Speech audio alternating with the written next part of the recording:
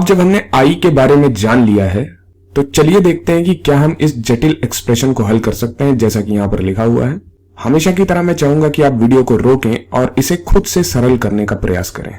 हम पहले से ही जानते हैं कि आई को किस तरह से परिभाषित किया गया है। हमें पता है कि आई की घात 2 इसे -1 से परिभाषित किया गया है, अर्थात ये -1 के बराबर है। और आई की घात 3 को भी हमने देखा था पिछले वीडियो में।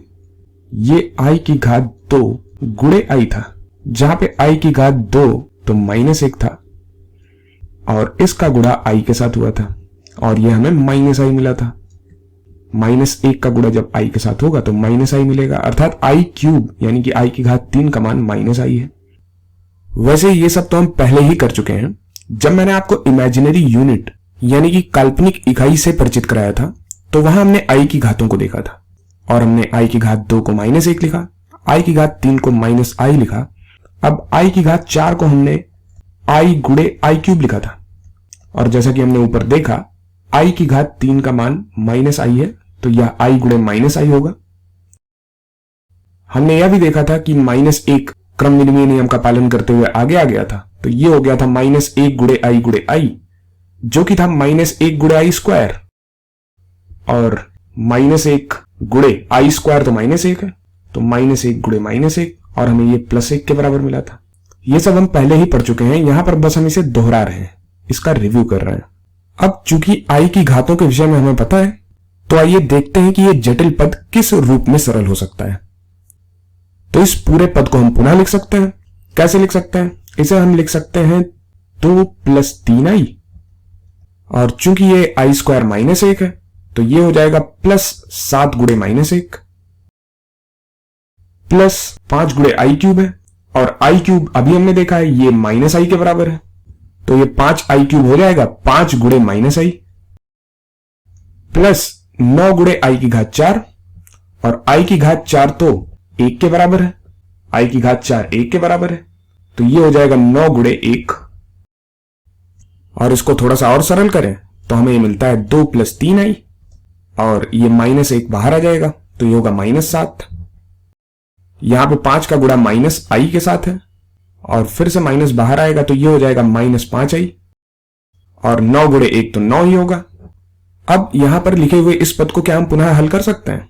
इसको क्या और सरल कर सकते हैं? बिल्कुल कर सकते हैं।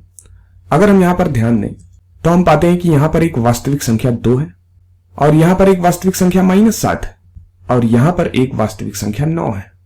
अब हम वास्तविक संख्याओं को जोड़ या घटा तो सकते ही हैं, तो ये क्या हो जाएगा? इन वास्तविक संख्याओं को यदि जोड़ें तो हमें क्या मिलता है? 9 और 2 11, 11 में से 7 घटा देंगे तो 11 - 7 4 मिलता है तो ये हो जाएगा 4 के बराबर। प्लस यहां पे देखिए ये 3i काल्पनिक संख्या है और ये -5i एक काल्पनिक संख्या है तो यहां पर इन काल्पनिक संख्याओं को यदि हम देखें तो ये 3 गुणे i है और ये -5 गुणे i है। तो यदि किसी चीज का 3 गुना हो और इसको यूं समझे कि किसी चीज का 5 गुना है और 3 गुने वाले में से हम 5 गुना घटा रहे हैं तो ये क्या हो जाएगा? 3 - 5 गुणे i यानी कि -2 गुणे i। तो यहां पर प्लस ना आकर के माइनस लगा देते हैं और यह हमें मिलता है -2 गुणे i। अब प्रश्न यह है कि क्या इसको पुनः हम सरल कर सकते हैं? तो बिल्कुल भी नहीं, क्योंकि यहां पर ये जो 4 है ये तो वास्तविक संख्या है यानी कि रियल नंबर है और जो यहां पे -2i है वो एक काल्पनिक संख्या है यानी कि इमेजिनरी नंबर है। तो यहां पर जो सरल होकर के 4 - 2i आया है इसे हम एक पद समझ सकते हैं जो कि सरलतम रूप में है। इसे हम एक संख्या समझें जिसका वास्तविक भाग 4 है और काल्पनिक भाग -2i है और इस तरह की संख्याओं को हम सम्मिश्र संख्या यानी कि कॉम्प्लेक्स नंबर कहते हैं। अब आप कहेंगे कि किसी भी वास्तविक संख्या को भी तो हम इस रूप में लिख सकते हैं। कैसे? मान लेते हैं हमारे पास कोई वास्तविक संख्या, कोई रियल नंबर 3 है और 3 को तो हम लिख सकते हैं 3 + 0 गुणे i तो ये भी तो इसी रूप में आ गया।